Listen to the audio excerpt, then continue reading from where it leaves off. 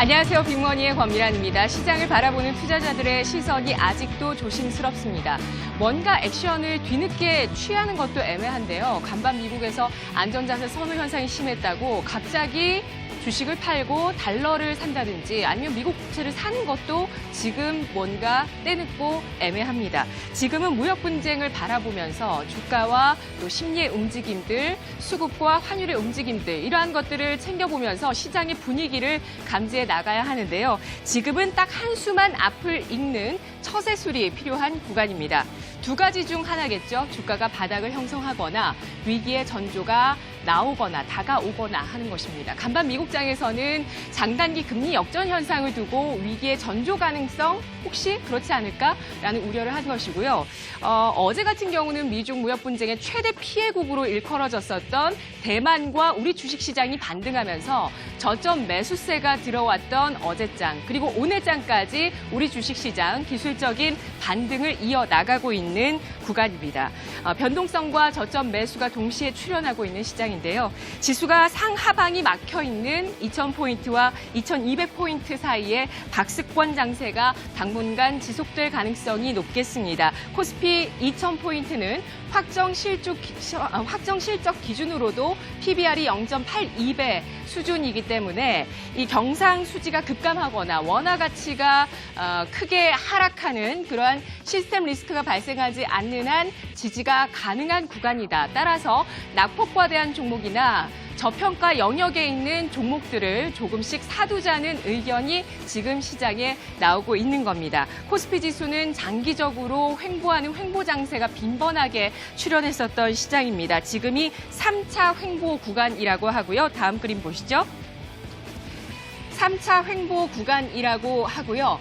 바로 2008년 이후에 전환형 복합 불황에 들어섰다라고 얘기를 하는데 쉽게 얘기하자면 저성장 기조가 고착화된 게 문제다라는 얘기가 될 거고요.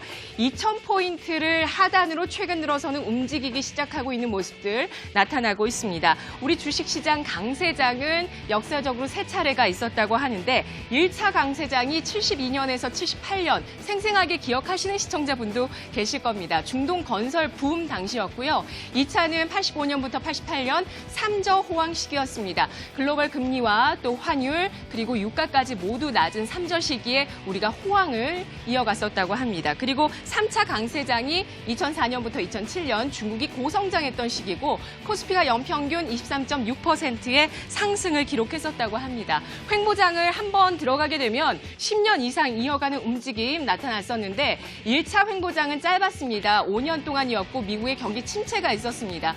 2차 횡보장은 89년부터 2003년까지 외환위기 이후의 움직임이었는데 이때 당시가 1000포인트를 상단으로 해서 움직이는 좀처럼 1000포인트를 뚫기 어려웠었던 그러한 시기이고요. 그리고 지금 바로 현재 10년 넘게 박스권 이어가고 있습니다. 2차 횡보장이 더 길었어요. 14년이었습니다. 자, 박스권 장세 한국 증시의 DNA일까요? 그래요, 인정을 하죠. 인정하면 마음이 좀 더 편해집니다.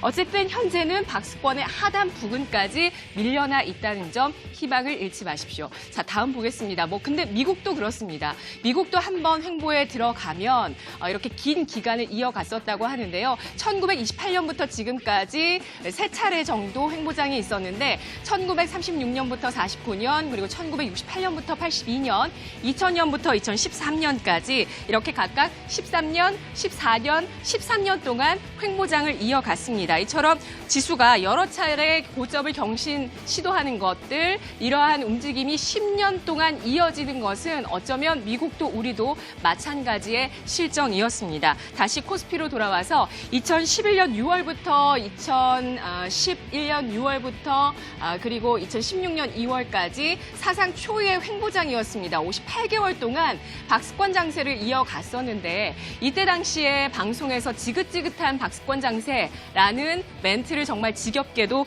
들으셨을 겁니다. 물론 중간중간 화려했던 종목 장세도 있었습니다. 바로 2015년에 드라마 별에서 온 그대가 중국에서까지 인기를 끌게 되면서 중국의 소득도 그때 마침 올라오고 있는 시기였죠. 이에 따라서 중국 소비재 쪽에 강세가 일어났었고 이때 당시에 바이오주도 불꽃 시세를 동시에 함께 보여줬었습니다. 이후에 2016년부터 그리고 2018년 2020년 3월까지 23개월 동안 반도체 특수가 일어나면서 지수를 상승으로 견인했고 코스피가 2,598선까지 올라갔었습니다.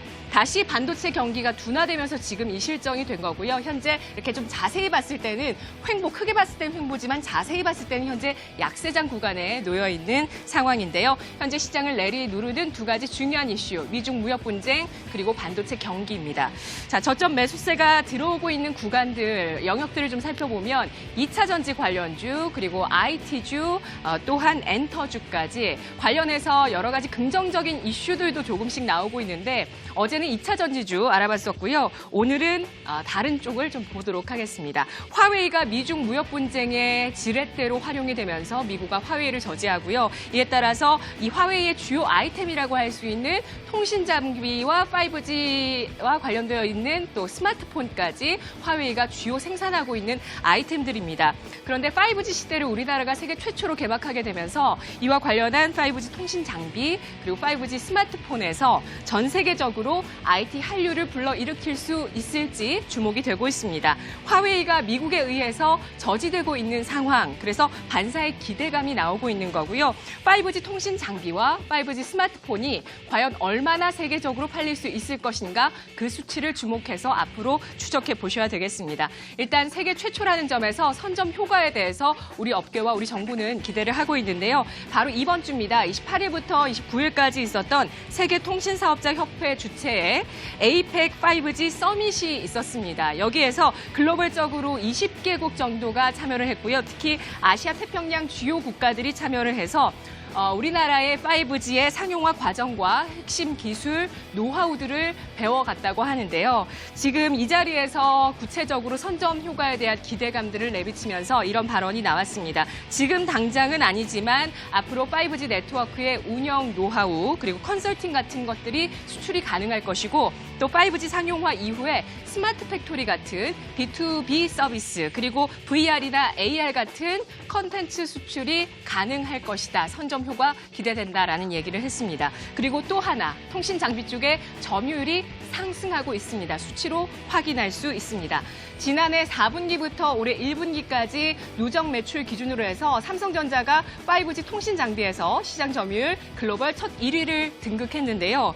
지난 화웨이를 제치고 지금 1위를 등극한 것이고 화웨이가 이 기간 동안은 2위를 기록했습니다. 삼성전자가 37%의 점유율, 화웨이는 28%, 에릭슨이 27%, 노키아가 8% 점유율이었습니다. 지난해 전체적으로 글로벌 시장에서 통신 장비 업계에서 삼성전자의 점유율은 5위에 불과했습니다. 점유율 6.6%였는데 크게 1위로 점프한 것이고요. 현재 5G 통신 장비 시장이 아직 초기 시장이고 미국과 우리나라를 중심으로 형성이 되기 때문에 앞으로 하반기로 갈수록 유럽이나 일본, 중국이 열리게 되었을 때 이 점유율의 숫자가 얼마든지 바뀔 수 있기 때문에 아직은 안심하기는 이른 단계입니다. 하지만 어쨌든 삼성전자가 5G 상용화를 먼저 우리나라가 했고 또 미중 무역 분쟁이 발생하게 되면서 통신 장비 업계의 전체적인 구조 재편을 노리고 있습니다. 이에 따른 낙수 효과 그리고 이에 따라서 그 하단에서 관련주로서 크게 퀀텀 점프할 수 있는 그러한 종목들이 어디 있을 것인가 빅머니를 찾는 증권가의 움직임이 빠르게 진행되고 있습니다. 글로벌 한류 열풍도 진행형인데요. BTS를 중심으로 한 K-팝 그리고 드라마 킹덤, 미스터 선샤인 같은 그런 OTT 플랫폼으로 인해서 전 세계로 흘러나가고 있는 K-드라마 그리고 칸 영화제 황금 종려상 이번 주 계속 들으셨지만 영화 기생충, 또 K-영화의 위상을 드러냈습니다. 그리고 복면가왕, 또 굿닥터 같은 한국 프로그램들이 미국에서 리메이크되면서 시청률이 굉장히 크게 고공행진하고 있습니다. K-컬처의 인기가 기세가 꺾이지 않은 모습인데요. 지난해 한류 관련 콘텐츠 수출액이 사상 처음으로 5조 원을 넘어섰습니다. 한국국제문화교류진흥원이 BTS와 OTT 덕분에 한류가 기존 영역을 뛰어넘었다. 그래서 성숙기에 진입했다라고 평가를 했고요. 특히 한류가 사회 일반 정착 단계인 3단계에 진입했다라고 이야기했는데요. 일부 적극적인 팬들 위주로 즐기는 그러한 소수 문화, 그리고 2단계는 한류 붐이 확산되면서 새로운 문화로 정착되려고 할 때고요. 바로 지금 우리가 진입한 3단계는 한류 콘텐츠가 전반적으로 인지도가 높아지면서 관련 상품의 유통이 보편화되는 단계에 들어갔다고 합니다. 현재 일본과 중국, 우리나라 관계가 좀 냉랭하죠. 이렇게 정치적인 문제가 있습니다.